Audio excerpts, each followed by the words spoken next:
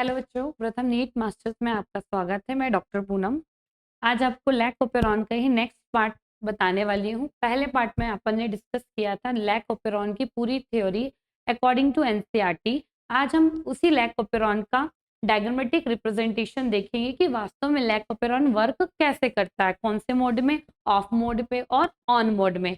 तो चलिए बच्चों, हमारे पास लैक ओपेरॉन को समझने के लिए सबसे पहले मैं आपको वापस से रिकॉल करा देती हूँ कि ये जो लैक ऑपेरॉन है वो प्रेजेंट किस में है, इकोलाई में है। किस में प्रेजेंट है, इकोलाई में प्रेजेंट है।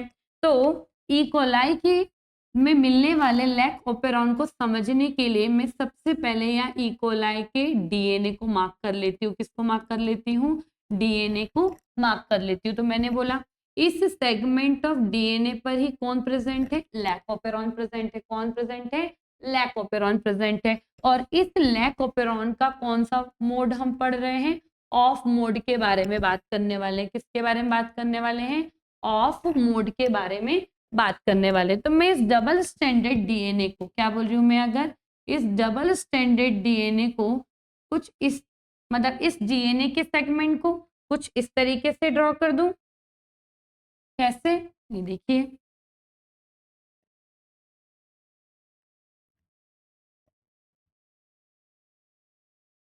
तो हमको क्या क्या चीज मिलेगी इस सेगमेंट में या इस ओपेरॉन में। तो मैं बोलती हूँ कि हमको मिलेंगे कुछ रीजन्स। क्या मिलेंगे, कुछ रीजन मिलने वाले हैं। जैसे कि मुझे मिलेगा पी रीजन जो कोड करेगा किसके लिए, प्रमोटर के लिए। किसके लिए कोड करेगा बच्चों, प्रमोटर के लिए। फिर मुझे मिलेगा आई रीजन जिसको हम बोलेंगे रेगुलेटरी। क्या बोलेंगे, रेगुलेटरी जीन एरिया। क्या बोलेंगे, रेगुलेटरी जीन। फिर आता है ऑपरेटर रीजन, वो रिप्रेजेंट करेगा किसको, ऑपरेटर को। किसको रिप्रेजेंट करेगा, ऑपरेटर को। ऐसे ही आपको मिलेगा जेड सिस्ट्रॉन, वाई सिस्ट्रॉन और अल्फा सिस्ट्रॉन। जो जेड सिस्ट्रॉन है वो किसकी सिंथेसिस करवाएगा या कोड करेगा, बीटा गैलेक्टोसाइडेज एंजाइम को। किसको कोड करेगा, बीटा गैलेक्टोसाइडेज एंजाइम को। जेड वाई ऑपेरॉन कोड करेगा परमीएज एंजाइम को। और अल्फा सिस्टोन कोड करेगा किसको, ट्रांस एसिटाइलेज एंजाइम को। किसको कोड करेगा, ट्रांस एसिटाइलेज एंजाइम को। ठीक है, तो इन पूरे रीजंस को हम इस ओपेरॉन मतलब इस डीएनए सेगमेंट पर, क्या है ये हमारे पास डीएनए सेगमेंट, इस पे मार्क कर लेते हैं। तो हमारे पास पहला जो रीजन है कुछ इस तरीके से है, जहां पर हमको मिल रहा है प्रमोटर। कौन मिल रहा है बच्चों, प्रमोटर मिल रहा है। उसके बाद हमको मिलेगा कौन, आई जीन। कौन मिलेगा, आई जीन। फिर हमको मिलेगा प्रमोटर, फिर हमको मिलेगा ऑपरेटर रीजन, और फिर हमको मिलेंगे कौन, जेड सिस्ट्रॉन, वाई सिस्ट्रॉन और अल्फा सिस्ट्रॉन। क्या मिलेगा, जेड सिस्ट्रॉन, वाई सिस्ट्रॉन और अल्फा सिस्ट्रॉन मिलेगा। ये जेड सिस्ट्रॉन, वाई सिस्ट्रॉन और अल्फा सिस्ट्रॉन को ही हम क्या बोलते हैं, पॉलीसिस्ट्रॉनिक स्ट्रक्चरल जीन। क्या बोलते हैं मेरे बच्चों, पॉलीसिस्ट्रॉनिक स्ट्रक्चरल जीन बोलते हैं। किस किसको बोलते हैं, जेड वाई और अल्फा सिस्ट्रॉन को। किसको बोलेंगे, जेड वाई और अल्फा सिस्ट्रॉन को। चलिए, तो आप देखते हैं ये लैक ओपेरॉन का ऑफ मोड हम क्यों कह रहे हैं। तो मैंने बोला मान लो ये इकोलाई की सेल मेम्ब्रेन है। क्या है ये, इकोलाई की सेल मेम्ब्रेन है, और उसके अंदर ये उसका डबल स्ट्रैंडेड डीएनए है। उस डीएनए में से हमने पर्टिकुलर सेगमेंट को यहाँ ड्रॉ किया है। किस रूप में, लैक ओपेरॉन के रूप में। किस रूप में, लैक ओपेरॉन के रूप में हमने सेगमेंट को ड्रॉ करा है। तो जब भी ये फंक्शनिंग मोड पर आएगा तो कैसे आएगा, कब, हम बोल रहे हैं पहले कि cell membrane, E coli, cytoplasm, double stranded DNA, मतलब ये डीएनए।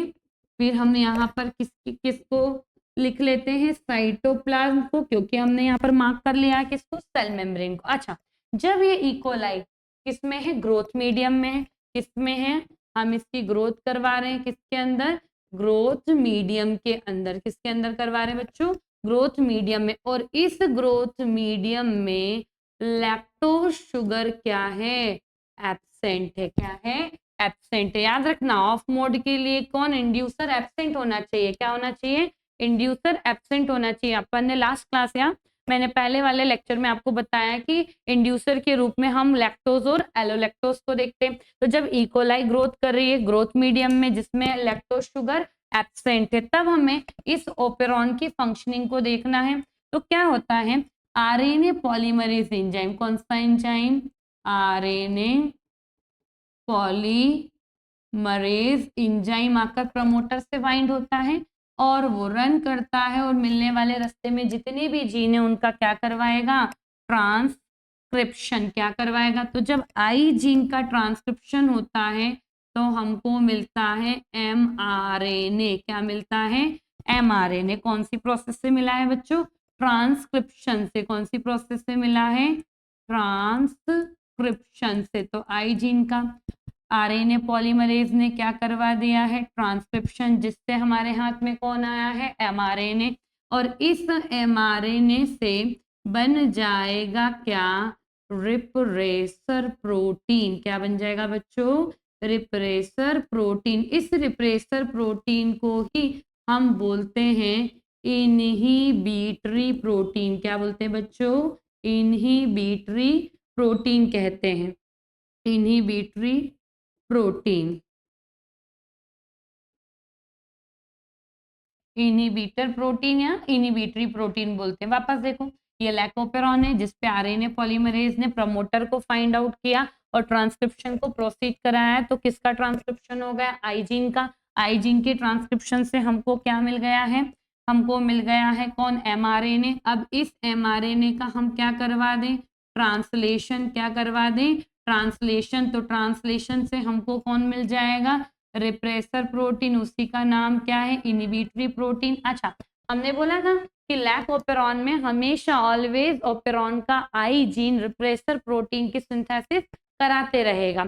और जब भी मीडियम में इंड्यूसर एब्सेंट होगा तो क्या होगा, ये रिप्रेसर प्रोटीन जाकर क्या करेगा, बाइंड करेगा। क्या करेगा, बाइंड करेगा। किससे कर लेगा, ऑपरेटर रीजन से। किससे कर लेगा, ऑपरेटर रीजन से। तो मैं कह सकती हूँ, क्या कह सकती हूँ कि जब भी रिप्रेसर प्रोटीन बाइंड कर रहा है, क्या कर रहा है, लिख लेते हैं हम, क्या कि repressor protein goes to bind, कहाँ पर, goes to bind at operator region, operator region of the operon. मतलब ओपेरॉन के ऑपरेटर रीजन से जाकर कौन बाइंड हो गया है, रिप्रेसर प्रोटीन।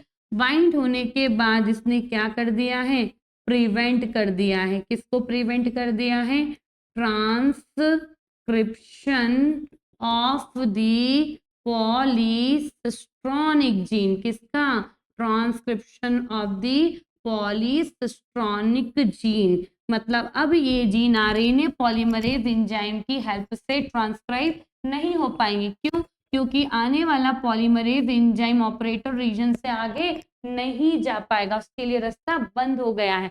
तो जेड जीन, वाई जीन और अल्फा जीन का जीन प्रोडक्ट हमको नहीं मिल पाएगा। मतलब ये ओपेरॉन कौन से मोड में है, ऑफ मोड में। क्योंकि जब एंजाइम का फॉर्मेशन ही नहीं हो रहा तो ये मोड क्या कहलाएगा, ऑफ मोड। अच्छा, फॉर्मेशन क्यों भी करे जब मीडियम में लैक्टोज है ही नहीं, तो अननेसेसरी इकोलाई को एनर्जी खर्च करने की जरूरत नहीं है, इसीलिए कौन सा मोड कहला रहा है, ऑफ मोड कहलाता है। चलिए, अगर हम इसी जगह किसकी बात करें, लैक ओपेरॉन की, लैक ओपेरॉन के अगर हम किसकी बात करें, ऑन मोड की। किसकी बात करें बच्चों, ऑन मोड की बात करते हैं। तो चलिए, ऑन मोड में क्या होता है ये भी देख लेते हैं हम।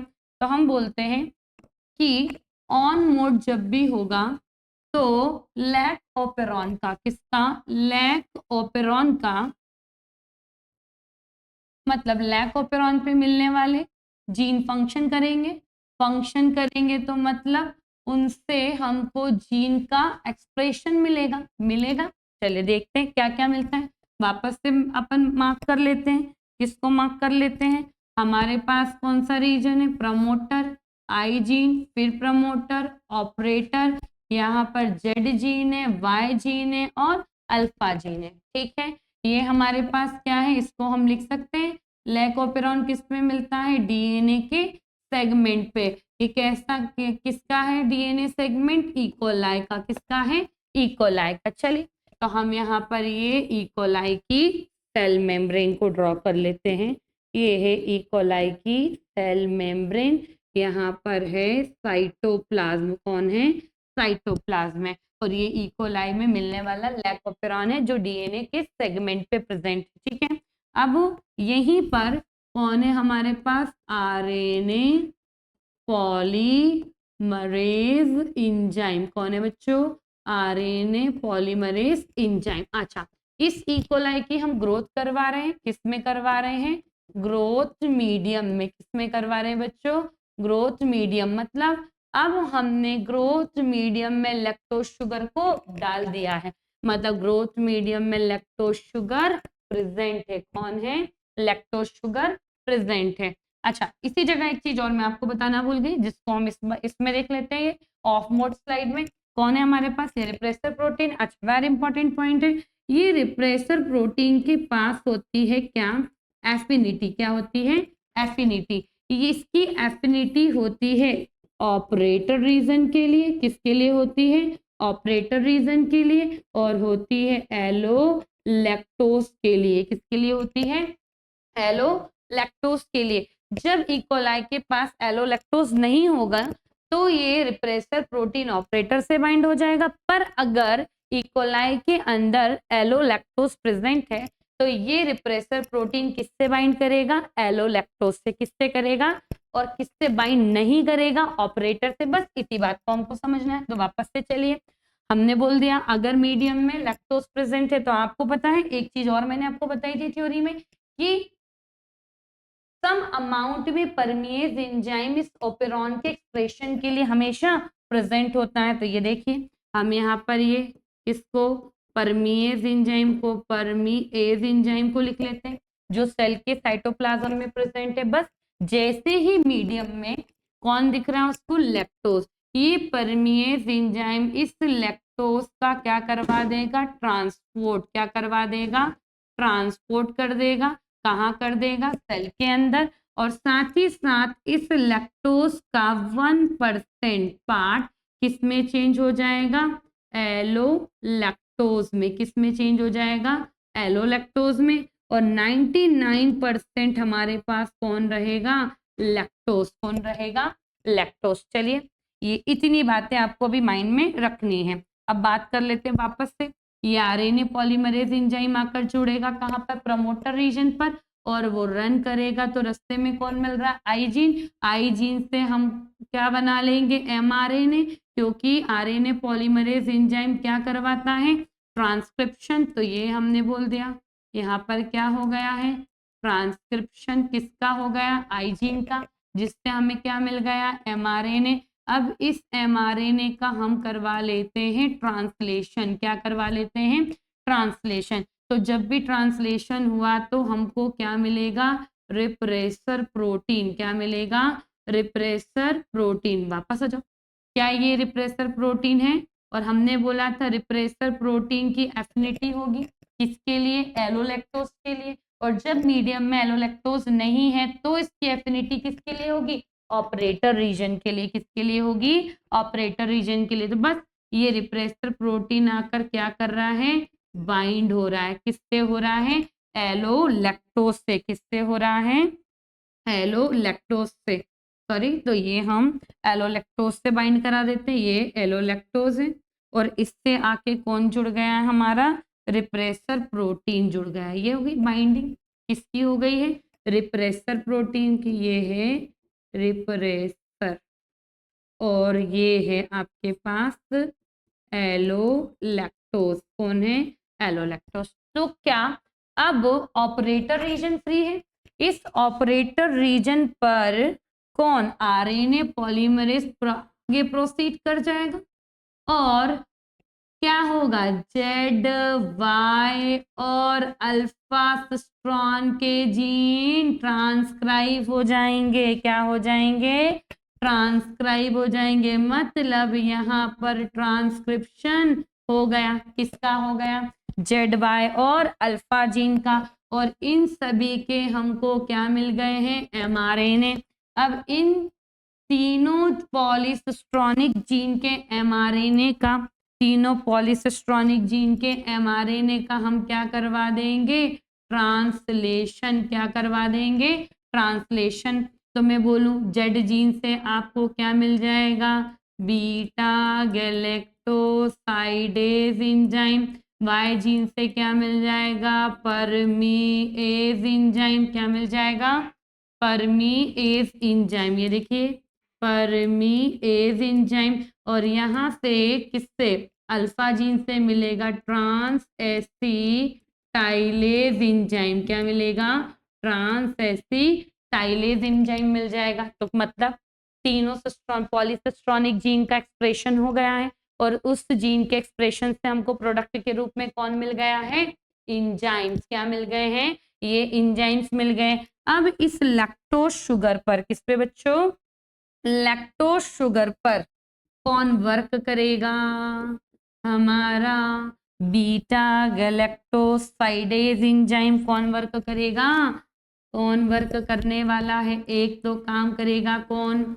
बीटा गैलेक्टो, क्या बोला मैंने? Beta galactosidase enzyme. दूसरा कौन हमारे पास से? Trans acetylase enzyme. ये दोनों एंजाइम क्या करवाएंगे? हाइड्रोलिसिस। क्या करवाएंगे? हाइड्रोलिसिस किसकी करवाएंगे? लैक्टोज की।